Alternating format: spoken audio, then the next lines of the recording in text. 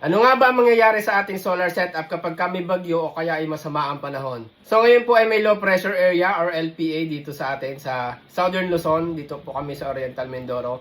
Nakatapat pa talaga na malapit sa Mindoro yung LPA. So ito po ang kadalasang kalaban ng mga nagso-solar. Lalo na yung mga solar setup na tulad nitong sa akin, nakakonti yung panel.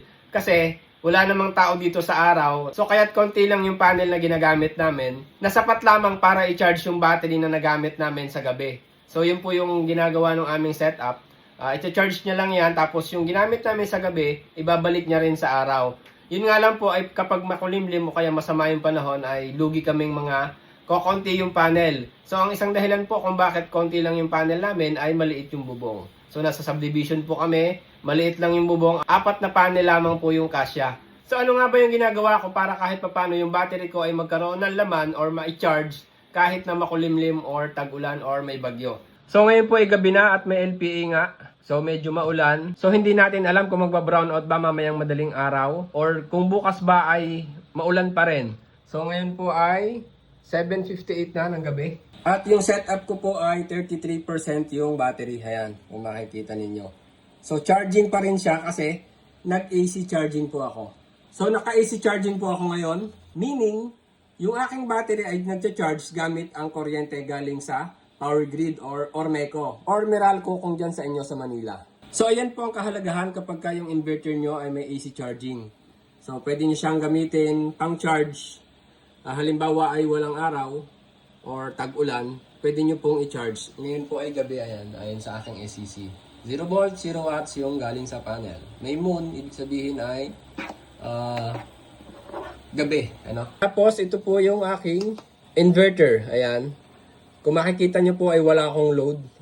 Wala, kasi binaba ko po yung aking AC na galing sa inverter. So ang nagpapagana ngayon dito sa ATS ko ay yung Ormeco, yung power grid, ito. Nakaturo dito sa baba, ayan, power grid. Ito po yung galing dito. So ayan po dahil wala tayong load, pero nagcha-charge po ang ating battery.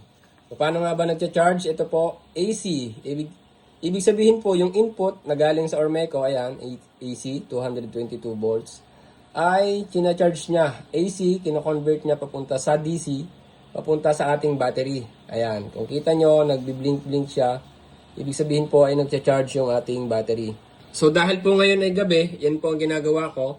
At hindi ko alam kung magkakaroon ng kuryente bukas or magba-brownout ba bukas. So yun po yung ibig ko sabihin. Kung magba-brownout ba mamayang madaling araw at kung magkakaaraw ba bukas. Iba-iba na rin yung nakasigurado, ano? So pagdating niya ng 40%, pwede na yon pang magdamag. Sobra na yon. Kasi ang battery ko po ay 24 volts 200 AH. Bali 6 na 100 AH na pinag-series parallel ko para makabuo ng 24 volts. Kung mapapansin niyo po, meron diyang itim at puti. So ito po isang tip na rin para sa mga gustong magkaroon ng AC charging ng inyong solar setup. So kapag po tag-ulan, pwede nyo i-charge. Kaya po yan ay puti at saka itim. Yan po ay sinukat ko kung alin yung line at saka yung neutral. So ang line po dyan ay itong itim, ito yung 220 volts. Ito naman yung line or yung 0 volts. So yan po ay isang napaka-importante sa mga nag-AC charge. Dahil yun po ang isa sa madalas na makasira sa mga inverter kapag gumamit ng AC charging. Na kapag baligtad yung sa input nyo, halimbawa ay dito, ayan, kita nyo po yung input, line and neutral. So yan po ay, alam ko kung alin dyan yung line and neutral, yun din yung ilalagay ko doon sa input, line and neutral. So yan po ay itinuro din sa akin ng mga solarista, yung mga technician nila, yung binilhan ko nito. Yun daw po ang madalas na makasira. So bali po itong snap na inverter ay may option yan. So tingnan lang natin yung aking charging na setting. Ayan. 80%, yan yun, number 2. So 80% po yung aking nakaset na charging rate. So kung titingnan nyo po sa cellphone ay halos 100 watts kada battery. 6 na 100 watts po yan. So 94 watts kada isang battery. So 6 times 100, i-ano na lang natin yan sa 100, is 600 watts. So 600 watts po yung ating nakaset dito. So ibalik na natin ito. Yan, escape na natin yan. Ayun. So para po may pakita ko na naka-AC charging po tayo. So ito yung papunta dito sa ating AC charge. Ayan, AC input. So sukatin natin yung amperahe niyan. Ayan. Ayan, pumula. Ibig sabihin po ay mataas yung amperahe. 4 amperes. Ano? Yan yung AC natin. So isa rin pong maganda kapag may AC clamp meter po kayo ay masusukat nyo yung amperahe na dumadaloy dito sa wirings. So kapag po hindi masyadong mataas yung amperahe na dumadaloy, hindi yan iilaw na pula. Ayan. Ayan o, gaya niyan. Halos nagwa 1 ampere lang. Pero kapag po dito, sa AC charge natin, dahil nga mataas, naka 80%, 600 watts. Yan, 4 ampere. So bali, magkakaiba lang yung tanggap dito. Tingnan natin dun sa ibang battery kung ilan talaga yung watts na pumapasok sa ating battery. Meron pa kasing mga losses yan, kaya ganyan. So ayan, magkakaiba sila. Ito ay 70 watts. So maaaring yung ibang battery ay 100 watts pataas. So yun ang mahirap sa nagdi-DIY ng battery na dagdag lang ng dagdag. Mas maganda talaga na magkakaedad yung battery at saka sabay-sabay mo siyang binili at binuo ng isa kaysa sa nakaparallel na magkakaiba talaga yung pasok at labas. Hindi sila magpapantay-pantay talaga.